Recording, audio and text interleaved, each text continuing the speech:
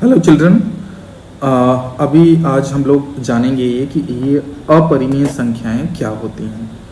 तो अपरिमेय संख्याओं को जैसा कि हम लोगों ने प्रीवियस वीडियो में देखा था कि परिमेय संख्याएं क्या होती हैं, तो एक तो डेफिनेशन यहीं से आ गई कि वो संख्याएं जो परिमेय नहीं हैं, जो संख्याएं परिमेय नहीं हैं। अब परिमेय नहीं है तो हम कैसे पता करेंगे वो परिमेय नहीं है? यानी वे संख्याएं जिन्हें हम p बाई क्यू के फॉर्म में नहीं लिख सकते हैं, जहाँ की p और q दोनों क्या हो, p और q दोनों पूर्णांक हो और q जीरो ना हो। ठीक है, इस कंडीशन को अगर सेटिस्फाई करेगा तब तो परिमेय हो गया।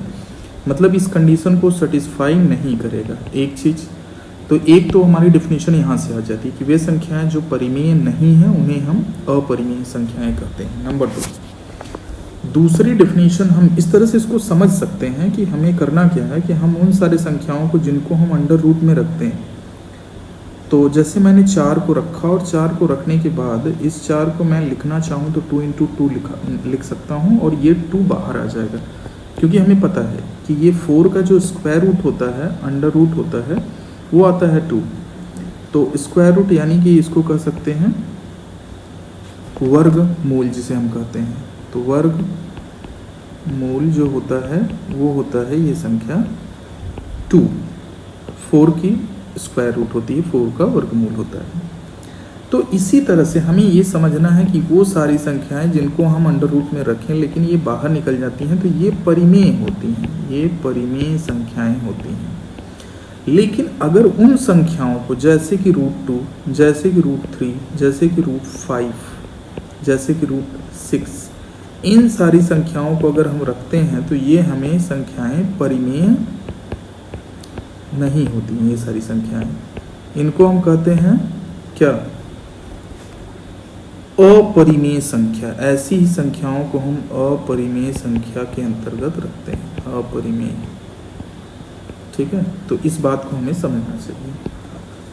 तो इस तरह से हम लोगों ने देखा कि 2 तरह से हम आइडेंटिफाई कर सकते हैं। एक तो ये हुआ कि वो संख्याएं जो कि p बाई क्यू के फॉर्म में न लिखा जा सके, जहाँ की p और q दोनों पूर्णांक हो और q जीरो ना हो, एक तरीका ये हुआ। दूसरा ये हुआ कि वो संख्याएं जो हम अंडर रूट में लिख दें लेकिन हम उसको बाहर न निकाल सकें, वो सारी संख्याओं को भी हम अपरिमेय संख्याएं कहते हैं, अपरिमेय संख्या कहा जाता है।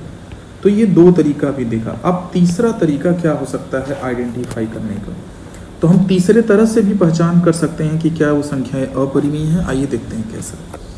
तो अगर हम ये देखें तो तीसरी इंपॉर्टेंट चीज़ समझने की कोशिश करते हैं, तो उससे पहले हमें 2 चीज़ें समझनी पड़ेगी। एक तो ये कि अनवसानी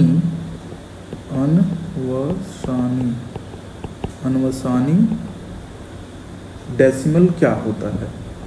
अनवसानी का मतलब क्या होता है, इसको हम समझ लें। तो अनवसानी का मतलब ये होता है, एक होता है शांत,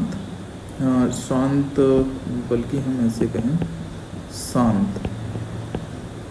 तो एक अनवसानी होगा और एक होगा शांत।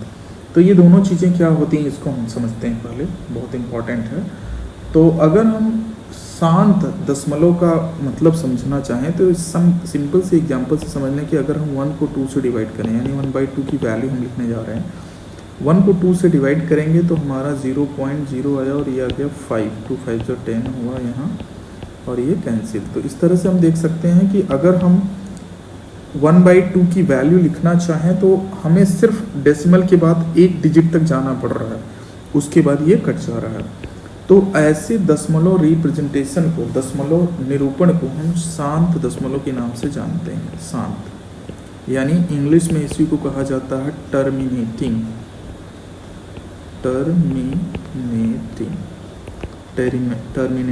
डेसिमल के नाम से जाना जाता है।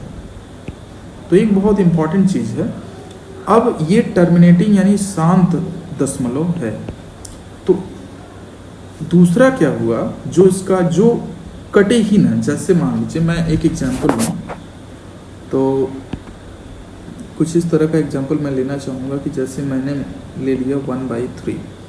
1/3 के केस में अगर हम 1 को 3 से डिवाइड करते हैं तो हमें एक चीज़ समझ में आएगी कि ये कभी भी कैंसिल नहीं होगा, देख लीजिए, और ये चलता चला जाएगा, चलता चला जाएगा। इस तरह से ये हम कह सकते हैं कि 1/3 जो है वो 0.3333 कहाँ तक जा रहा है, हम इसका एंड नहीं कर सकते, कभी भी नहीं कर सकते। ऐसे दशमलव निरूपण को, ऐसे दशमलव रिप्रेजेंटेशन को हम कहते हैं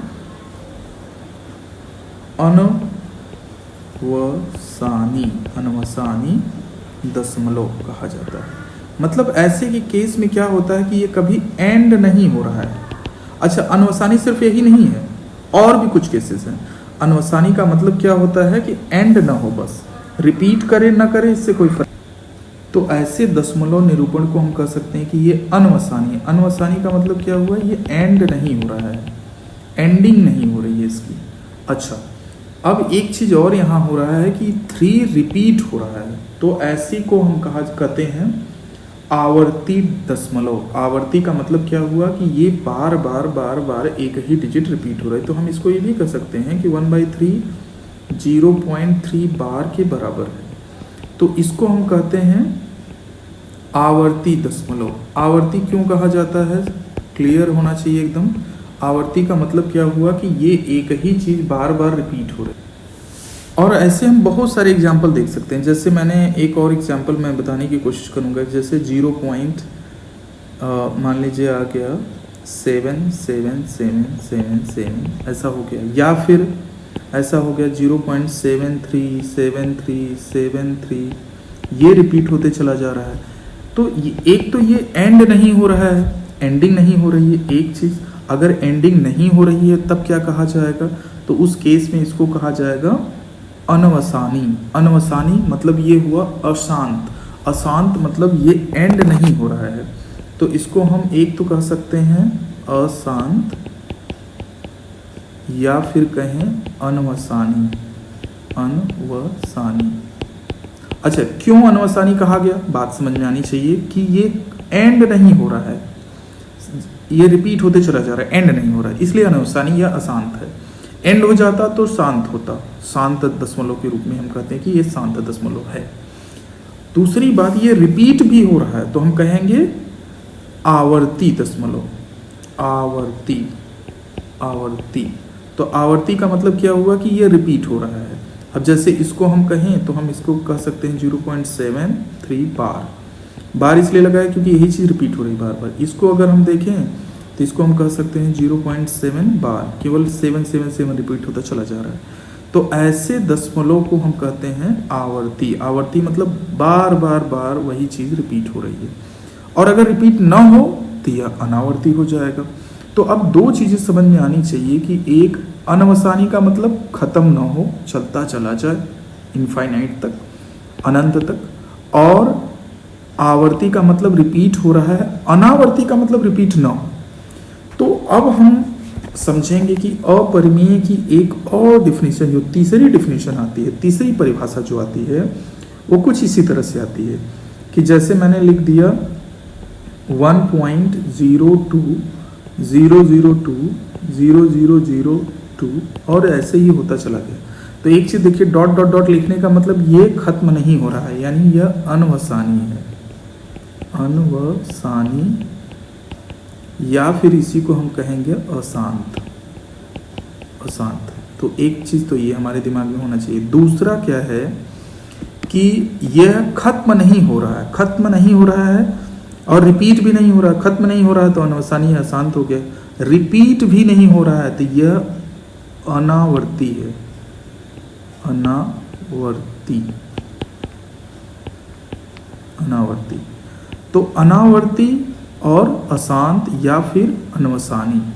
तो अनवसानी और अनावर्ती मतलब अनवसानी खत्म नहीं हो रहा है, एंड नहीं हो रहा है इसका। अनावर्ती मतलब रिपीट नहीं हो रहा है। अगर ये दोनों चीजें हैं तो ऐसे नंबर्स को, ऐसी संख्याओं को हम कहते हैं अपरिमेय संख्या, अपरिमेय संख्या। तो ये तीसरी डिफिनीशन आ गई। अपरिमेय संख्या की, जिसमें यहाँ भी देखिए अनवसानी या अशांत और अनावर्ती दोनों, ऐसी संख्या जो अशांत और अनवसानी हो, यानी अनवसानी और अनावर्ती हो, उनको हम कहते हैं अपरिमेय संख्या। तो ये तीसरी डिफिनेशन। कुछ और एग्जाम्पल देखते हैं। जैसे मान लीजिए पूछा जाता है इस तरह से कि 1 और 2 के बीच में कोई दो अपरिमेय संख्या बताइए, तो आप क्या करेंगे? अगर हमें परिमेय पूछता तब भी हम इनफाइनाइट, मतलब बहुत सारा अनंत संख्याएं होती हैं कोई दो नंबर्स के बीच में, अनंत परिमेय भी होती है और अनंत अपरिमेय भी होती है, दोनों अनंत होती हैं। तो अगर हमें इसके बीच में कोई परिमेय संख्या बताना है तो हम ऐसे बताएंगे 1, 1.1, 1.2, 1.3। अभी देख लीजिए ये सारे शांत दशमलव हैं, तो ये जो है कि और इनसे एक 1 से बड़ा और 2 से छोटा है, तो ये सारे के सारे परिमेय हैं क्योंकि शांत है, सिंपल सी बात है। लेकिन अगर हम अशांत और अनावर्ती लिख दें, यानी जैसे हमने 1 लिखा और अगला आ गया 1.21211 2111 2111।